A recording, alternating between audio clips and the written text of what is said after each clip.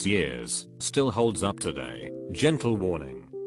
20 years ago was 2001, not 1990. Give it a little over a week and the first Harry Potter movie will make the list, and Fellowship of the Ring in December. Could you kindly shut your whore mouth? Gently, of course. Macaulay Culkin is 41. Should have just asked. What old movie, 30 plus years, still holds up today? 30 years ago was 1991. Wow, so long. Princess Bride. You gotta watch the home version. You start watching it out of curiosity, but end up watching the whole thing. It's the only acceptable way to have remade the movie, because it's a complete labor of love. I was really thrown off when actual Fred Savage and then other real celebrities showed up. Not what I was expecting at all. The Iron Giant, 1999. You stay, I go. No following. I'm offended by your categorization of old movies 20 plus years, sir. I was ready to be pissed off, but I remembered that when I was a kid, I thought movies from the 70s were old. In the 80s I thought stuff from the 60s was old. Now stuff from the 80s is twice as old.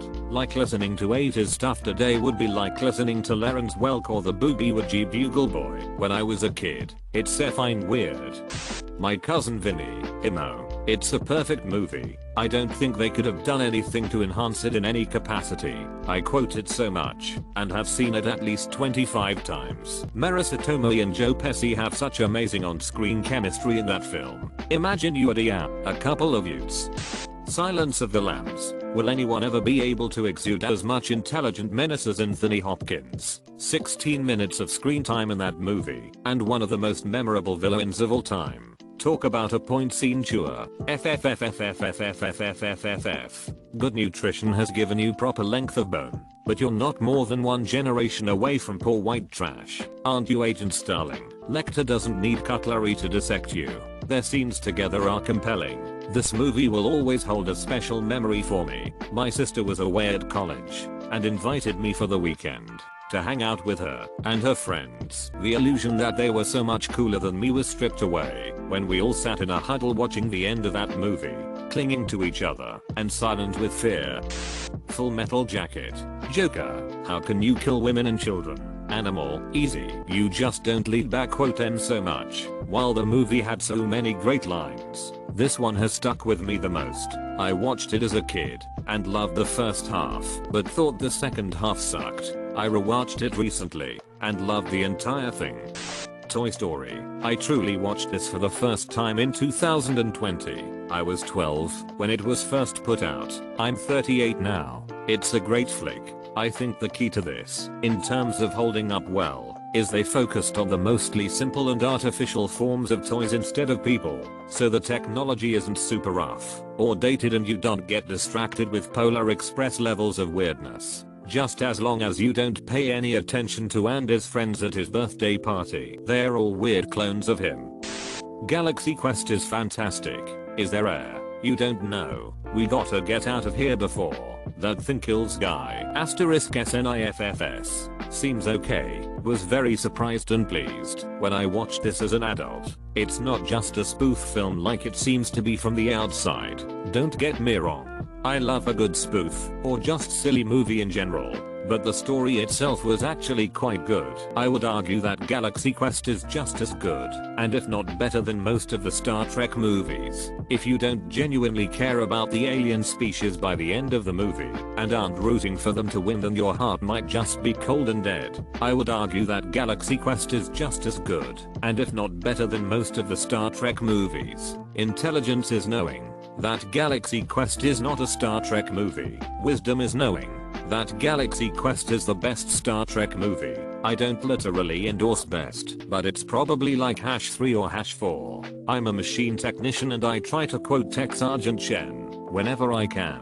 Hi guys, listen, they're telling me the generators won't take it. The ship's breaking apart and all that. Just FYI, I try to model myself after him as much as possible. By Grabthar's hammer. What a savings. If you have Amazon Prime and haven't watched the Galaxy Quest documentary, do yourself a favor and watch it. Learned a few things about the movie I hadn't heard before. Raiders of the Lost Ark. It's one of the only movies that I will watch every time I see it on the channel guide. Raiders and Last Crusade will get me to stop what I'm doing to watch. Young Frankenstein. I'm a teacher and I have to bite my tongue every time I get a student called a bee. It's Frankenstein. Goodfellas. One day some of the kids from the neighborhood carried my mother's groceries all the way home. You know why? It was out of respect. I'm funny how, like a clown, do I amuse you? As far back as I can remember, this has been my go-to movie. F you, pay me. F you, pay me. Tremors, 1990. For a B movie, Tremors slaps like a faith healer. I've also seen it called the Citizen Kane of B movies. Familiarity with Tremors helped me implicitly understand the sandworms when I saw Dune. Run for it. Running's not a plan. Running's what you do once a plan fails. Tremors is the only movie where the crazy preppers are portrayed as the most reasonable people on the whole list of characters. Tremors had the perfect blend of cheeseball humor and seriousness. The Thing, 1982. Just watched The Thing again just before Halloween. Absolutely grotesquely terrific effects. For the autopsy scene, they, reportedly, used actual animal part switches. Why it seems so real. Some of the stop motion is a bit dodgy, but it adds to the uncanny effa-doopa-toot of what's happening on screen, and makes it that much more horrifying. I watched a YouTube essay about the blood test scene the other day and they commented on how well the FX hold up for a 40-year-old movie, which I couldn't believe it was nearly 40. I then remembered I was also born in 82, and I'm also nearly 40. I love this movie. I have an annual tradition of watching it on a night in the middle of January, when it's freezing outside. I even turn the heater down in the house. You may already know this, but before the long night at the Antarctic base, the whole team gathers and watches The Thing. After seeing that, I imagine the typical claustrophobia one might feel upon knowing it will be months before seeing sunlight again seems rather less intimidating. At least your colleagues will always be who they say they are. Just watched it about a month ago. So good. Holds up real well.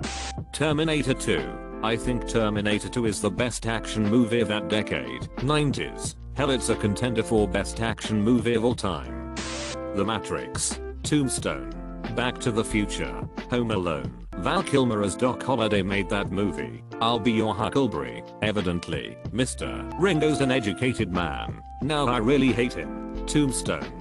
Doc, why Johnny Ringo looked like someone just walked over your grave. Ringo, fight's not with you. Holiday. Doc, I beg to differ, sir. You and I started a game we never got to finish. Play for blood, remember? Ringo, I was just fooling about. Doc, I wasn't. Such a great movie. The dialogue makes me want to sit down and watch it every time I catch it on TV. Why are you doing this? Cause Wyatt Warp is my friend, I got lots of friends. This line gets me every time. Point every damn time. Point well, I don't. The Matrix. 20 plus years. Holy F. 1999. Alien and Aliens. For Aliens. Make certain you're watching the director's cut. It only adds around 5 minutes to the film, but it fills in so many plot holes. I can't imagine who thought the automated turrets and the fate of Ripley's daughter belonged on the cutting room floor. Yay, plus the turrets show how the aliens ended up getting in.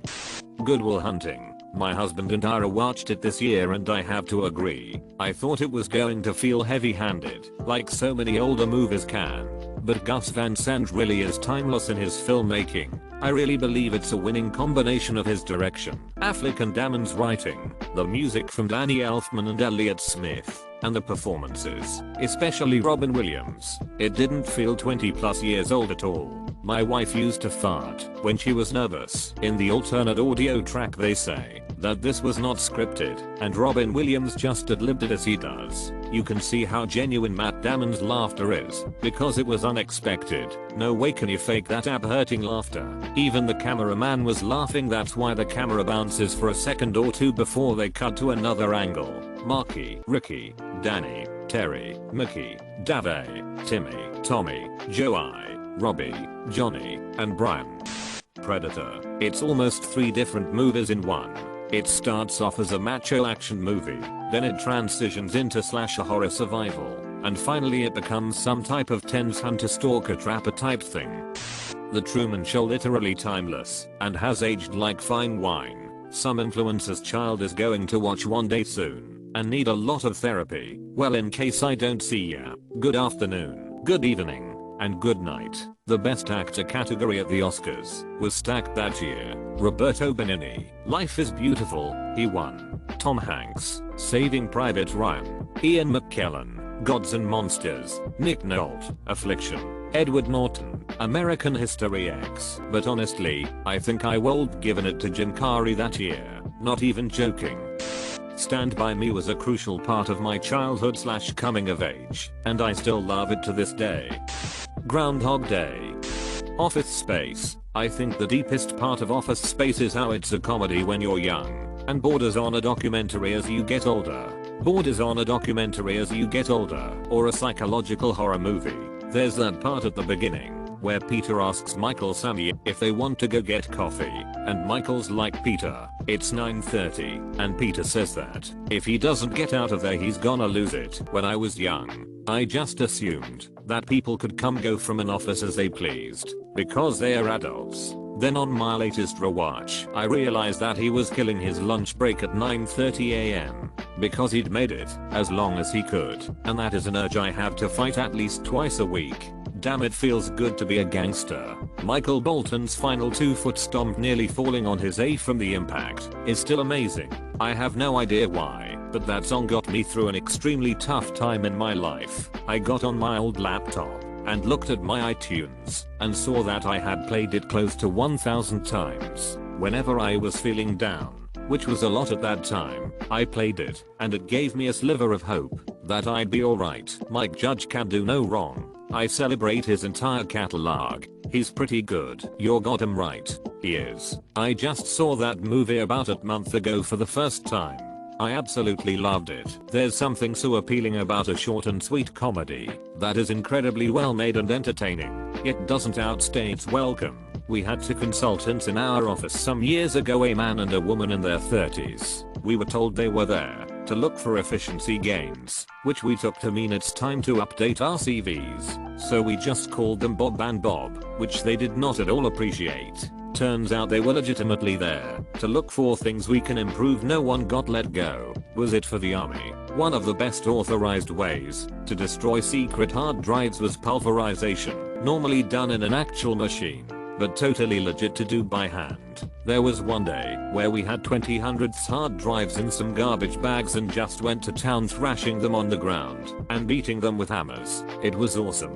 Whenever an on S6 soldier would go by, they would ask WTF we were doing. We'd explain and give them a go round. Word got around, and we got 100 SIP hard drives destroyed before lunch. Nearly everyone had some sort of Office Space quote to shout while hammering or banging a bag on the ground. So much angst at the brigade, higher level management level. Every corporate office has a bit of Office Space in it. PC load letter. The F does that mean? Why should I change my name? He's the one that sucks. Yeah, man, need you to bump this comment up further. E.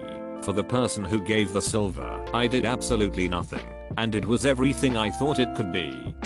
Saving Private Ryan and Schindler's List. Whenever some cine snob starts bad-mouthing Spielberg, I love to point out that he released Jurassic Park and Schindler's List in the same effing year. 2 completely different, but equally amazing films. He's had some misses, for sure, but dude is still a genius-imo. His legacy is assured. Heck, Spielbergian is a damn word. Always loved this quote about Spielberg from Alfred Hitchcock after seeing Jaws. He is the first one of us who doesn't see the proscenium march, meaning he was the first pure film director, free of the conventions of live theatrical framing. I don't get why people hate on Spielberg. He's done some stunning work in lots of disparate genres. The dude's floor is a decent, competent picture. His ceiling is a breathtaking experience. I wonder how much of it is due to Spielberg simply being around and still regularly working. He doesn't have any mysterious aura as an artiste. Several family members were WWI vets. The ones that saw combat couldn't talk about it, but my great uncle, who served in the Pacific, was able to say some things when he saw Saving Private Ryan. Things he had wanted to say for years but couldn't, and very chilling things when taken in context. What did he say? I know not doesn't qualify as it's not a movie, but Band of Brothers deserves a mention. It will always hold up. Die Hard.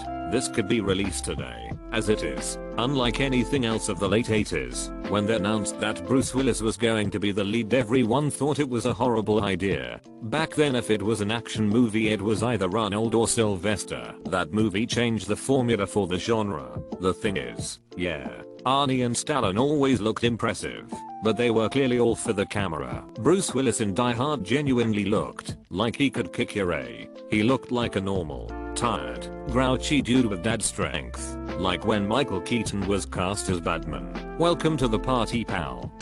12 Angry Men. The film is over 60 years old and it still holds up so well. SE7N. Sesavanen. Gladiator. My name is Maximus Decimus Meridius, commander of the armies of the North, general of the Felix legions, loyal servant to the true emperor, Marcus Aurelius, father to a murdered son, husband to a murdered wife, and I will have my vengeance, in this life or the next. Great line, excellent delivery, so good that I can still hear it perfectly in my head, years after last watching Gladiator. Shawshank Redemption. I guess it comes down to a simple choice really. Get busy living, or get busy dying. Andy Dufresne. Words to live by. Brooks was here breaks my heart every goddamn time. Just read the novella for the first time. It's lovely, but they managed to improve upon it for the movie. My favorite discovery was that in the story, Red really is a redhead. When asked why he's called Red, he says, I don't know. Maybe it's because I'm Irish, and they just kept that line in the movie despite casting Morgan Freeman, which gives it a new and hilarious twist. And the real reason is on his parole papers. His last name is Redding. Bonus trivia. That's a picture of Morgan Freeman's son in the mugshot. This is my favorite movie of all time, hands down. Andy swam through a river of to get out. He shouldn't have been there in the first place. Great story. Great movie. Andy Dufresne crawled through 500 yards of and person came out a free man on the other side. Man, that was the first rated R movie that my parents let me watch, and it's been my favorite for the last 20 years. It truly was a Shawshank Redemption. A lot of movies from '94 aged well. Shawshank Redemption, Forrest Gump, Pulp Fiction, Tombstone, Jurassic Park. It's nearly 30 years old, but the effects, and especially the CGI, still hold up today. The practical effects give everything so much weight, it's amazing. It looked state of the art for 10 plus years. The same goes for The Matrix as well. I did not have the privilege of watching it in theaters, but my parents did. My father told me his jaw literally dropped watching the opening chase scene, where Trinity and the agents are leaping across roofs. He didn't think movies were capable of that, and didn't understand how capturing such sequences was even possible. That level of sophisticated, clean CGI was revolutionary at the time, and still looks amazing today. American audiences were stunned by what they saw. Now throw in that my father had immigrated from China not too many years ago. Film industry wasn't as technologically advanced, and he couldn't believe what he was seeing. What's crazy is that, in that 2 hours and 7-minute film, there's only 6 minutes of CGI and only 14 minutes total of dinosaur effects. Spielberg understands build up and payoff, how to frame a scene, to maximize tension with minimal use of effects, and the importance of character/dialogue. Compare that to the Jurassic World films being filled to the brim with CGI and nothing of substance. Similar thing with Jaws. The shark only had 4 minutes of screen time. Literally the only thing that truly dates that movie is the line look. They have interactive CD-ROM. There's a great documentary on Netflix about how the CGI in the movie was never planned, and how this bossy animator went against his boss orders not to show the execs. They were originally going to use stop motion for all the dinosaur shots that were full body. Also, they built a 9-ton hydraulic Trex that moved, which was unheard of at the time. He did it because they said it could not be done. I like that kind of ethic. Lord of the Rings Fellowship of Ring. The Balrog still looks pretty good. There are scenes in the Lotta where you can see it is 2001 CGI, but the Balrog looks like it is 2021 CGI. I don't know how they did it this well back then. When you're talking 20 years, who really cares about a month or two? Clueless. I find it incredibly timeless given how glaringly 90s it is. I'll add 10 things I hate about you here. Fifth Element. Leeloo Dallas Multipass. Not 1 or 2 or 3, but 4. 4 stones. We are warriors, not merchants, but you can still count. Look, I'll make it simple. 4 stones, 4 crates, 0 stones, 0 crates. Pack everything up. We're out of here. We risked our lives. I believe a little compensation is in order. Oh, so you are merchants after all. Leave 1 crate for the cause.